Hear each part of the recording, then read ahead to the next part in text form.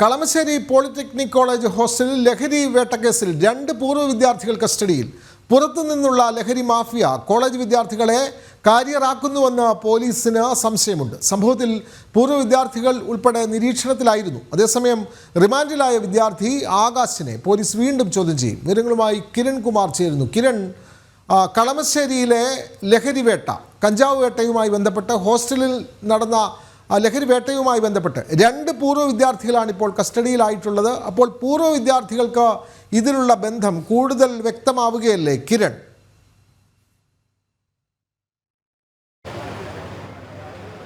വിനോദ, ഈ കളമശ്ശേരി പോളിടെക്നിക് കോളേജിലെ ഹോസ്റ്റലിൽ നിന്നും കഞ്ചാവ് പിടിച്ചതുമായി ബന്ധപ്പെട്ട് ആണ് ഇപ്പോൾ പൂർവ്വ വിദ്യാർത്ഥികളായിട്ടുള്ള 2 പേർ കൂടി കസ്റ്റഡിയിലായിരിക്കുന്നത്.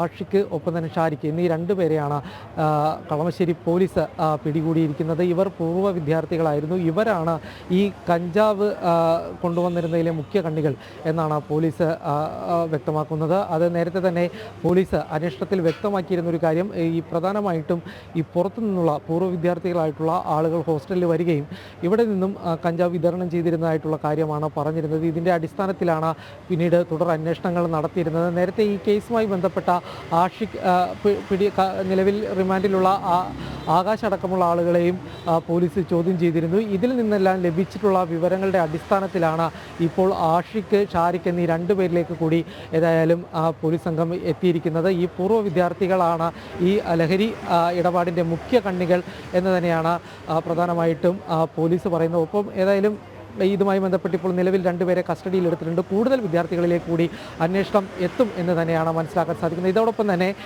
നിലവിൽ റിമാൻഡിലായിട്ടുള്ള ആഷിഖിനെ വീണ്ടും കസ്റ്റഡിയിൽ വാങ്ങി ചോദ്യം ചെയ്യാനുള്ള നീക്കം കൂടി പോലീസിൻ്റെ ഭാഗത്തു നിന്നും ഉണ്ടായിട്ടുണ്ട്. ഇയാളെ കസ്റ്റഡിയിൽ വാങ്ങുന്നതിന് വേണ്ടി ഉടനെ തന്നെ പോലീസ് കസ്റ്റഡി അപേക്ഷ നൽകുന്നതായിരിക്കും.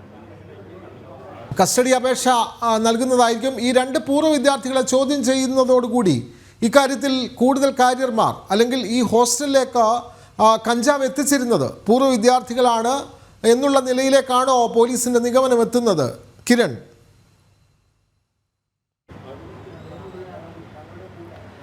വിനോദ്, തീർച്ചയായിട്ടും അങ്ങനെ തന്നെയാണ്. ഈ പൂർവ്വ വിദ്യാർത്ഥികളായിരുന്നു ഈ കഞ്ചാവിൻ്റെ വിതരണത്തിൽ മുഖ്യ കണ്ണികളായിരുന്നത്. ഇവർ ഹോസ്റ്റലിലെ മറ്റ് വിദ്യാർത്ഥികളെ കാരിയർമാരായി ഉപയോഗിച്ചിരുന്നു എന്നുള്ളൊരു കാര്യമാണ് പോലീസ് പറയുന്നത്. അതിൻ്റെ അടിസ്ഥാനത്തിൽ തന്നെയായിരുന്നു ഈ കൂടുതലായിട്ടുള്ള അന്വേഷണം നടത്തിയത്. നേരത്തെ ഈ കേസുമായി ബന്ധപ്പെട്ട് കസ്റ്റഡിയിലായിട്ടുണ്ടായിരുന്ന 2 KSU പ്രവർത്തകരായിട്ടുള്ള അനന്തു, ആദിൽ അടക്കമുള്ള വിദ്യാർത്ഥികളെയും ചോദ്യം ചെയ്തിരുന്നു. ഇവരുടെ കൂടി മൊഴിയുടെ അടിസ്ഥാനത്തിലായിരുന്നു ഏതായാലും പൂർവ്വ വിദ്യാർത്ഥികളിലേക്ക് അന്വേഷണം എത്തിയത്. ഇവർ കഞ്ചാവ് എത്തിക്കുന്നു, പിന്നീട് ഹോസ്റ്റലിലെ മുറിയിലെത്തി ചെറിയ പാക്കറ്റുകളിലാക്കിയായിരുന്നു ഈ കഞ്ചാവ് വിതരണം ചെയ്തിരുന്നത് എന്നാണ് പോലീസ് പറയുന്നത്. ഏതായാലും ഈ കാര്യത്തിൽ പൂർവ്വ വിദ്യാർത്ഥികളുടെ പങ്ക് അടക്കമുള്ളതും ഒപ്പം തന്നെ കൂടുതൽ പൂർവ്വ വിദ്യാർത്ഥികളായിട്ടുള്ളവർ ഇതിൽ ഉൾപ്പെട്ടിട്ടുണ്ടോ എന്നടക്കമുള്ള കാര്യങ്ങളിലേക്ക് പരിശോധന നീളുകയാണ്. നേരത്തെ വിദ്യാർത്ഥികൾ തന്നെ വ്യക്തമാക്കിയത്, ഇങ്ങനെ പുറത്തുനിന്ന് ആർക്ക് വേണമെങ്കിലും വന്നു പോകാൻ കഴിയുന്ന തരത്തിലാണ്